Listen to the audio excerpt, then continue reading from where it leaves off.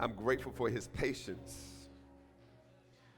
Is there anybody glad that he has the patience? He has God patience, not man patience. You know, we'll cut you off when we get sick of you. I can't hear nobody up in here. Don't look at me in that shady type of voice. You know, how many, like, we got thresholds. But his mercy endureth. I said his mercy endureth. His mercy endureth.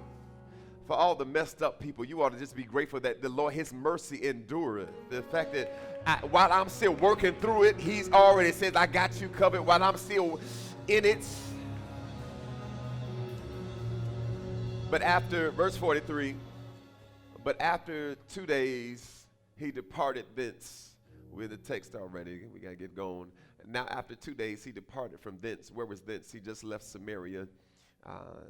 He's preached a little revival, uncalled revival there, because a woman was found at a well, and he stirred something in her. And one person went back and changed her whole town. One person went back and changed her whole town, and then got Jesus to stay beyond. It got Jesus to change his itinerary. Is there anybody got the kind of faith that's able to change Jesus' itinerary? He's getting ready to pass on. He says, I'm going to stay a little while, but just because of you. After these 2 days, he departed from thence, and he went into Galilee. So he went from Samaria to Galilee, which is about 32 hours. So 32 hours walking, 32 hours walking, 32 hours walking, 32, not 30, not 3, 32 hours walking. That's a long trek. I can't hear nobody up in here. And because I've been to certain places, you know, y'all make fun of me, it don't matter. I've been in that kind of heat. It's no joke. How many don't like to be hot? Wave your hands, all you people that hate to be be fanning in the middle of church and carrying on, and everybody else be freezing. Yeah. It'd be 60 degrees outside, and you still got your house on 70. You people.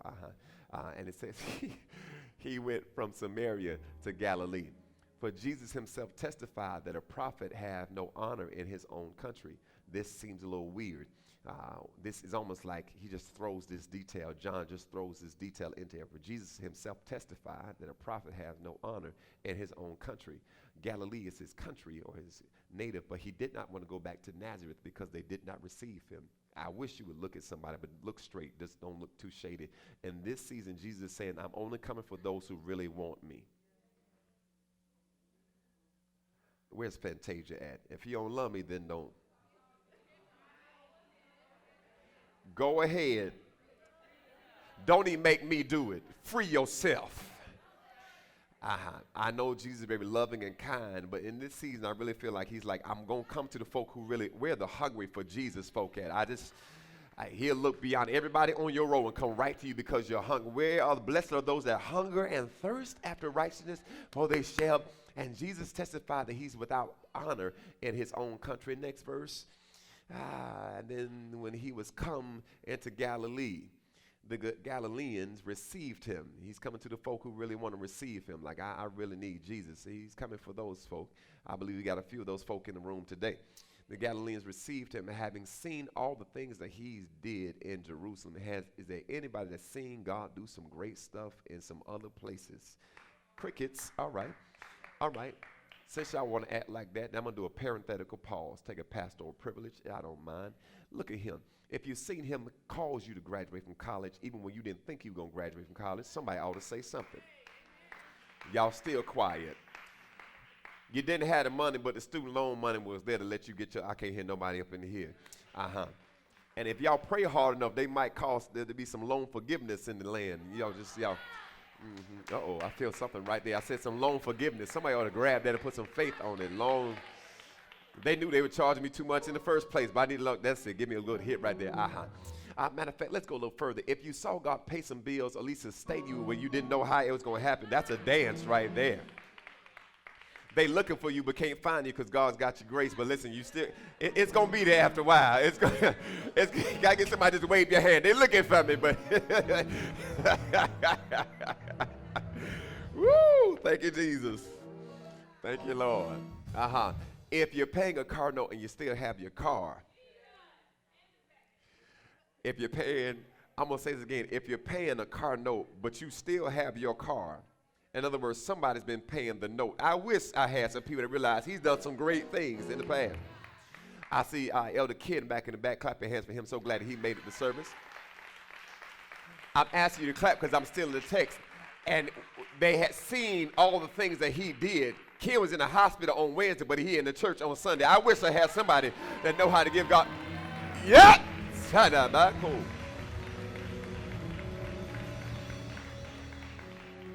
If you went to the gas station, put your little plastic in the thing, and it said, lift the nozzle.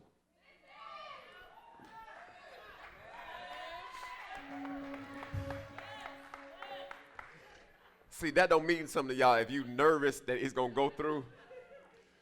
But if God calls you to have some gas in your car, just wave your hand and say, Lord, I thank you. I know.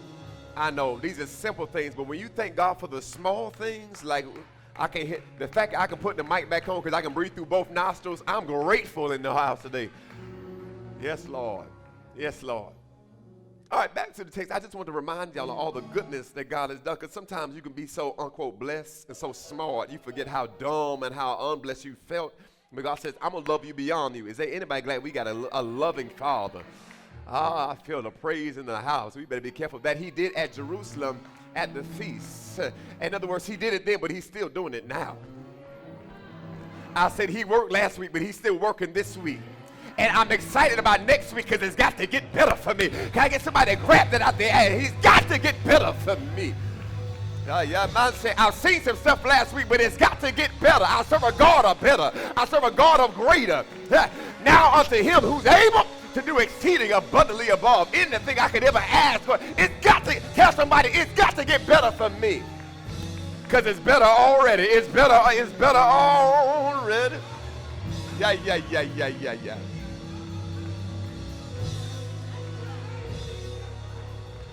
I'm trying to shake somebody's faith, because sometimes life can make it seem like this is all there is to life, but the devil is a liar. I got too much greatness on the inside of me for this to be it. This ain't over. Hey, it ain't over for me. I'm trying to get to my text. It ain't over for me. Don't go by what it looks like now. He showed me some stuff. I said he showed me some stuff. And he that begun a good work is faithful to complete it. So if he ain't done, I ain't done. I said if God's not done, then I'm not done. He's got great. I know the thoughts that I think towards you. I know the thoughts that I think towards you. I know the thoughts that I think towards you. Get your faith up. He says, I know what I'm thinking about. I'm thinking about you. I'm thinking about you. I got you on my mind. God, help me in here.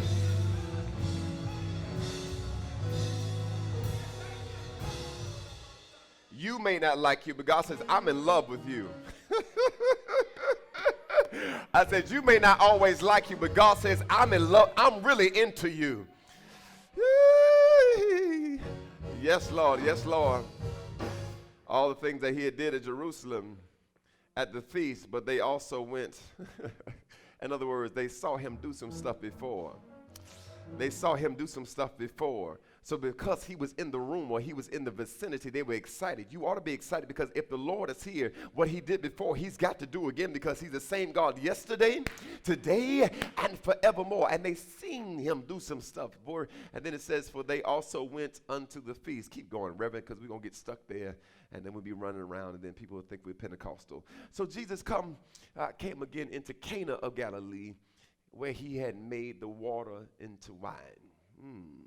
He came back to a place where he did a miracle before. Thank God for doing some repeats, for coming back to some places. You saving, but you're coming back to do some other stuff in my life. You changed some stuff, but you're coming back to do some greater stuff in my life.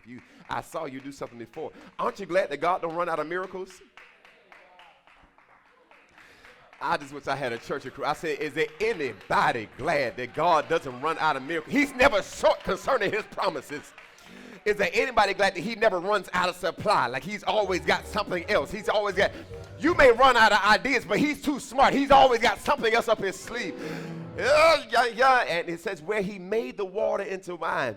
And there was a certain nobleman there. There's somebody there. There was somebody there. I walked 32 hours to come to a place to find one person whose son was sick at Capernaum. Wait, we're in Cana, but his son is at Capernaum. In other words, the miracle may be here, but it's going to reach you where your house is. Is there anybody want to send Jesus to where your house is? Whose son was sick at Capernaum. Go to the next verse. When he heard that Jesus was come out of Judea into Galilee. In other words, he left his house because he said, I got to be where Jesus is. That's why half of y'all are here right now. I got to be where Jesus is. I know I got a little peace in my home. I know I got a TV in my home, but it's something about when I come amongst the saints. I know my bed is at the house, but it's something about when I come to the house of the Lord. It's something about that's something different. You may have a prayer closet at your house, but it's something about when you just come in a certain atmosphere where I know Jesus lives here. I know he resides here. Matter of fact, we're in his living room right now, so we don't welcome him. He welcomes us. Thank you for being in the building. Thank you for being in that. This is your house. We are your people. And this is the day that the Lord has made. Jesus would come out of Judea into Galilee, and he went unto him and begged him, besought him, beseeched him, was like, listen, you can't, I can't go back home. I can't go back home without you. I can't go back home without you. I cannot go back to my house with the situation. And I believe there's some people in the room that's got some dying situations at your house. And you're here saying, I can't go back without an answer, without a healing, without some kind of deliverance, without God showing that he's real in my life. And since he's in the room, I hear Jacob say, I'm not going to let you go. I'm not going to let you go. I'm not going to let you go. And so I see what I've been asking for. And he besought him that he would come down. In other words, he had to come up to get to him. Oh, but when you come up to a high place, I will look to the hills from which cometh my help. I'm going to bring the help that I find in the hills back to my house down at the bottom and heal his son, for he was at the point of death. What happens when it don't look good? Is there anybody in the room ever have a situation where it just don't look good? I'm on my last bit of faith. I'm on my last bit of belief. So in other words, this is my last effort to make sure. I tried the doctors. If he's a nobleman, you would have known he would have had medical doctors. If he was a nobleman, there would have been some kind of natural solution. If he was a nobleman, he had resources. But what happens when your money can't fix this? Oh, it's quiet. What happens when your intelligence and your degrees can't fix this issue here? Is there anybody ever been in a situation where no matter what you thought you had is not able to fix the situation you're in right now? So I have a natural situation, but I need a supernatural solution. I have a carnal situation, but I need heaven, an ephemeral thing to step in. I have it is temporary, but it's real right now because at the point of death. So I need something that's greater. That's why we got to hold fast to the God that we serve, because we got to have something greater. No matter what situation happens, I need somebody that's greater. No matter what I think, I need somebody that's greater. No matter what happens in my life, I need somebody. Is there anybody in here serve a greater God who's greater than all of our lives put together? He was at the point of death, verse 48. God moving on. Then Jesus said to him, now watch this. You're desperate.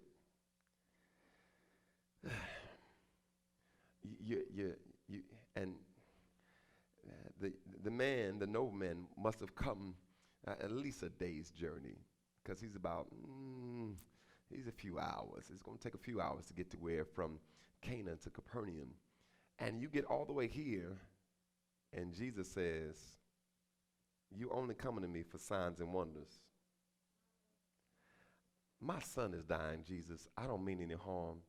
I'm here because I'm desperate. So whatever your answer is, I needed to affirm where my situation is. Have you ever been in a situation where you really need to hear from God, but he didn't say the right thing to you or didn't say anything at all? And you're like, do you hear? Anybody be like, do you hear me? Can you see me? Do you understand where I am? Can I get somebody to say? And anybody ever been there? And it says, you will not believe. So Jesus is pretty much saying he's taking the situations he came from. Because remember, he didn't want to go to Nazareth because they didn't receive him. And now the individuals that are coming, because there's a lot of people pulling, but all they want to do is have more signs and more wonders. And he's like, that's the only way y'all going to believe is I give you more signs and more wonders. And before we indict the people in the text, let's look at our own lives. Before we do anything else for him, we got to say, God, you got to show yourself again. He's like, no, you just want another sign and another wonder. Why don't you just be obedient and believe for what I told you before? Or watch this. Before you start doubting that I'm going to do it, why don't you just have the faith that I'm able to do it? You want me to do it before you have faith. Oh, I'm going to say it again. You want me to do it so that you can have faith, versus you have faith that even if I don't do it, I'm still God. Because whether he does what we're asking for or not, he's still God. He's still the Lord on the throne. We may throw temper tantrums and want to act like spoiled brats because we always want everything now. That's why we don't wait in lines. Guilty. That's why we want fast food. We want it faster. Guilty. That's why some of us will still wait in line at Chick-fil-A, but won't wait in line at McDonald's. Guilty. All right. It's just, so we want it all our way. Y'all looking real judgmental. We want it all our way all the time. But what happens when Jesus says, if I don't make you wait, you won't know how to have endurance. This is the other part of the word where you got to be more mature. Nudge somebody, say, you got to grow up a little bit. Got to grow up a little bit. Got to grow up a little bit. Y'all know the kids in the store that really drive you crazy? The ones that want it now. And when they don't get it now, they start screaming and acting up and you just want to. They none of your cheering, but you just want to I see you, mama. I said, mm-hmm. You just want to say, let me have a child just for one lap around Walmart. I just, one lap. They just want to take them back to the dressing room and say, you don't get yourself, anyway. Right. The reason you're acting like that because you're saying you're really not, you're kind of halfway indicting the parent because they haven't put parameters on their kids. And you're also indicting the kid because they're acting like somebody who hasn't been restrained. And what happens when Jesus says, but that's you? Has Jesus ever showed you yourself through somebody else? It don't feel good, do it? My Lord. Keep reading. Y'all done got quiet. We ain't got no more amens. We shouted at the beginning of the sermon. The nobleman said, amen. The nobleman said unto him, sir. Now that saith is an actual in imperfect tense. In other words, he keeps saying it. Sir, please just come down. My child, or else my child's going to die. Now, for every parent in the room, if your child, like when Caden had a fever and it was the most unnerving thing. When your kids are sick and you don't know how to fix it and they're suffering. All my parents, I see all my parents nodding their head. All y'all non-parents, you'll get that after a while. But for the parents in the room that actually got your own kids, that actually are bone my bone, flesh in my flesh, when you don't know how to fix the situation, it's like the worst thing is if your kid ever gets an ear infection, and nothing soothes them, nothing calms them, and you just feel real helpless, and you're just trying to hold them, and the more you hold them, the more they cry. It's just real unnerving. And to now have the solution in front of you, and the solution is acting like it doesn't want to come to your house. The man is saying, please, no, sir, I know, but I believe that you're a miracle worker. Sir, I know that you may be thinking I'm just here because of another sign, but listen, whatever it takes, sir, I just need, sir. He does not call him Lord. He does not call him Master. He does not call him King. He doesn't even call him Rabbi. He says, sir. In other words, I have a respect for your ability, but they may not have a respect for your divinity. But right now, I just need your ability to step in, and then I eventually will believe, sir, I need your attention. And can we be gracious to everybody in the room? Some of us are respecting his ability. You're able to do it, but your divinity, that means you have to be Lord over me. We're going to get there, but right now, my natural need is in the way of my spiritual need. Sir, can you please? They're going to put me out. Sir, if my son's going to die. Sir, I'm going to lose my job. Sir, I just need, and many of us have these kind of, sir, situations. Sir. Mm-hmm. Next verse. I got to work a little bit. Jesus said unto him, go your way. Thank God the thy is in the middle one. Because if he had said go away,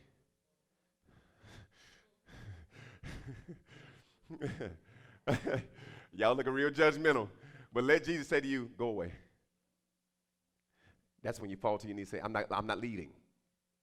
Have you ever been adamant about wanting justice and they tell you, can you please just, and you're like, I'm not moving.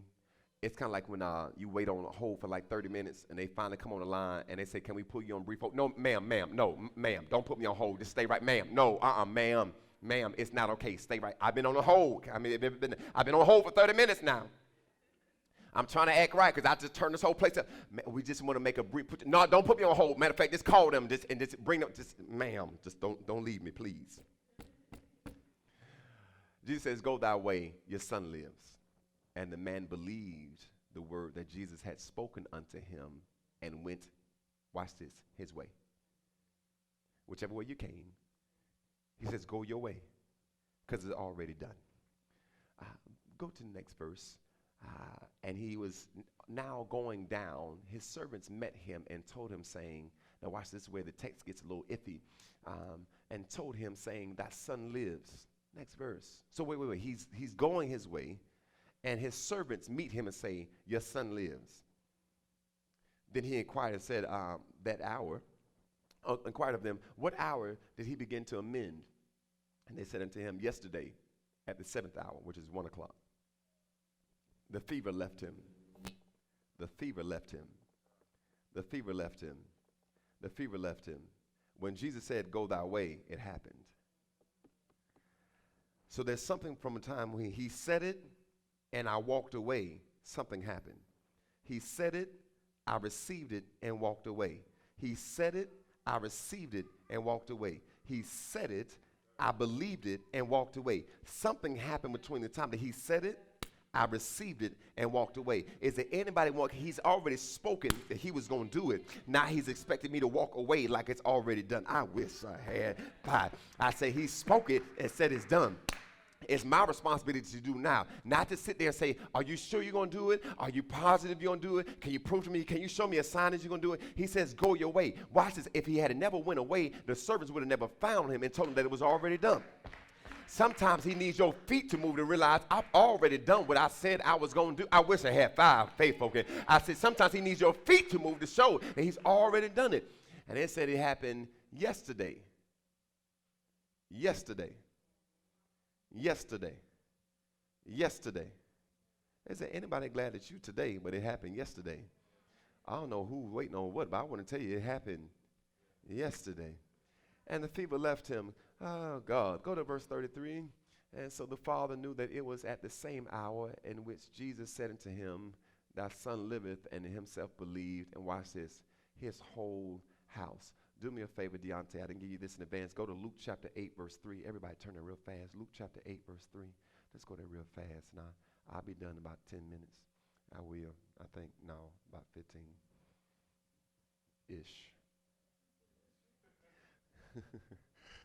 Y'all gonna get out early, I promise. Luke chapter 8, verse 3. Luke chapter 8, verse 3. And Joanna, the wife of Chuza, Herod's steward, and Susanna, and many others, which ministered unto Jesus of their substance.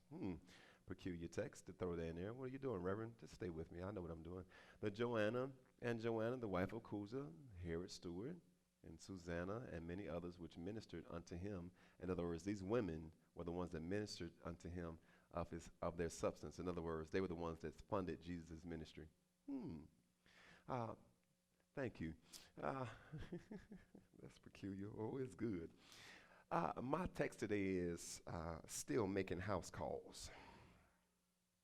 Can you just look at somebody as if you're real church and just saying, he's still making house calls? Now, many of y'all don't know what house calls are. Back in the day, before you had indoor plumbing, or maybe a little bit after indoor plumbing, doctors would have, because there was certain doctors assigned to each small town, all the small town rural folk, just wave your hands.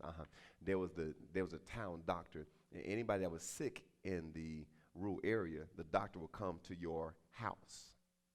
Now, because our populations have exploded, that's a little difficult now. So now we have hospitals. But earlier, the doctor would come to your house. They would even bring your ice for the week to the house. They would drop off a big block of ice. You would get your milk. Y'all don't know what. Y'all live in a, thank you.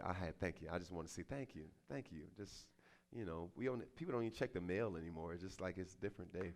Well, you're like, mail, what is that? Anyway, so still making house calls. So in other words, there was something in your house. There was something in your house. There was some illness in your house. There was something that was failing in health in your house, and you couldn't fix it. So you made a call to someone who had the answer, and you called them to your house. You didn't have to go to them. They came to your house. I got something that's dying in my house. I got something that's sick in my house, and I just need somebody who has the expertise to fix it to come to my house. I don't want to go there because I don't know where he is, but he's trained. That's his job, to come to my house. Is there anybody glad that we serve the kind of Jesus that knows I'm going to come to your house? I know we're coming to the house of the Lord, but he's able to meet you right at your address. Thank God that he knows where we live. I can't hear nobody in here. And here's a great thing. Jesus Jesus don't even need GPS. Now, here's the problem with it coming to our house. We have natural issues, but we need supernatural intervention. And here's the thing. There's actually a theology that says that Jesus or God does not intervene in the affairs of men. That our God does not intervene. There's a whole theology based on whether or not he intervenes in the affairs of men. He intervenes. In other words, your life is your life. I gave you breath, I gave you life, but now I'm going to leave it up to you. That would be so unfair if he just gave me breath and then left the rest of my life up to me. How many of you don't even trust yourself sometimes like this? Please don't leave my life. I can't hear nobody up in here. Don't turn me over to myself. Don't leave, because certain decisions, I will mess this whole thing up. Matter of fact, I'm teetering now. I mess it all up. Just don't leave me by myself. Somebody say it real loud. Don't leave me by, please, please, please, please. It's like having a tutor and you struggling in the subject and they say, okay, we don't, no, wait, I still don't, no, I can't fail this test right here. I'll fail the whole class. And see, some of y'all are right in that position in your destiny. We say, Lord, don't leave me right now. I'll mess this whole thing up. I need you to stay right, stay. So that's to say, I think, can we all agree that God still intervenes in the affairs of men? How many still believe that he still intervenes? We can go throughout all the texts. He intervened for David. He intervened for John. He intervened for Jonah. Matter of fact, Jonah said, I ain't going. Jesus said, you're going to go after a while. That's a whole story. That's a whole Bible study in itself. He didn't come out looking like he used to look, but he's still alive. Thank God. I may not look like I used to look, but I'm still alive. Yeah, he intervened for Abraham, Isaac, Jacob. You can go down the whole hall of faith. You can go, and he's still making house calls today. Yes, Lord. So now, in our text, he's making house calls. He's going from one place, like I said, he left from Samaria to Jerusalem. That's about a 32-hour walk. He gets there. Now, here's the thing if we get into the nobleman. I'll go to that verse where it says, and there was a nobleman there. All right. And there was a nobleman. There was a nobleman. There was a nobleman. There was some kind of guy who has prestige there. Where was he? He was there in Cana. Jesus came from Samaria to Cana. He came from Samaria to Cana. But the nobleman came from, where does it say? Capernaum. Kafer Nahum, if I say it like I was, Hebrew.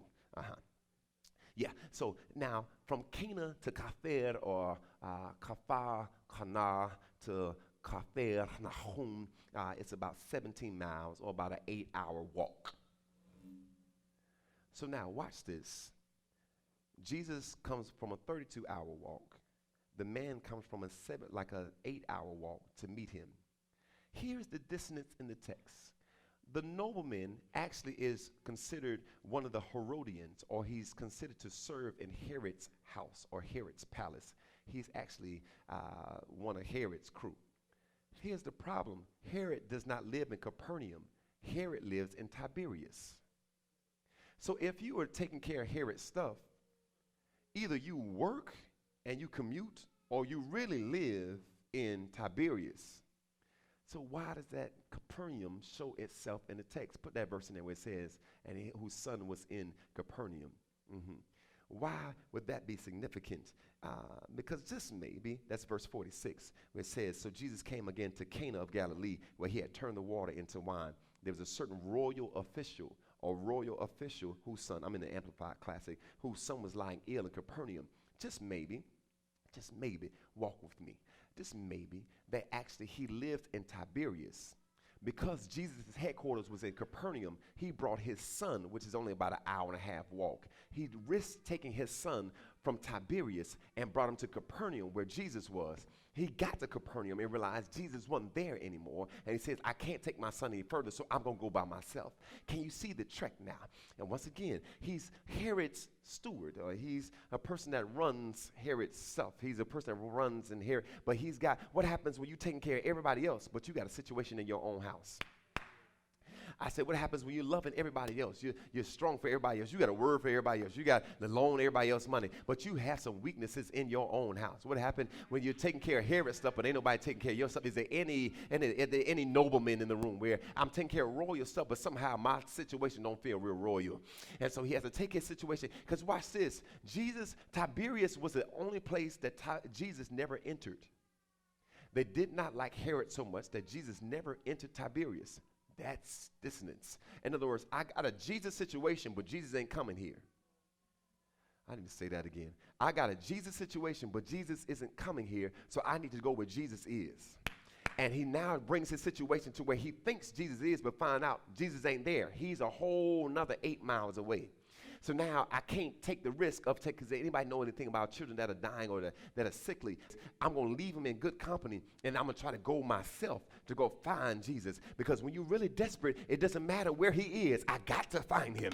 It doesn't matter where, if I got to go another 8 miles, it doesn't matter, because this situation requires Jesus. And certain situations in life really, really, really require Jesus. He's not going to come there if I got to go find him. Whatever it takes. Is there anybody desperate in the room? Like, whatever it takes, I got to find him. I got to reach him. And so now he goes from there, he goes to Cana, and when he gets to Cana, imagine you've done all this traveling for Jesus to tell you, you're only here for a sign and a wonder and a miracle.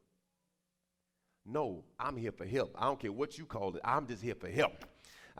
And I just need you to make a house call. Here is the problem. He wants Jesus to come to his house, but Jesus sends his word.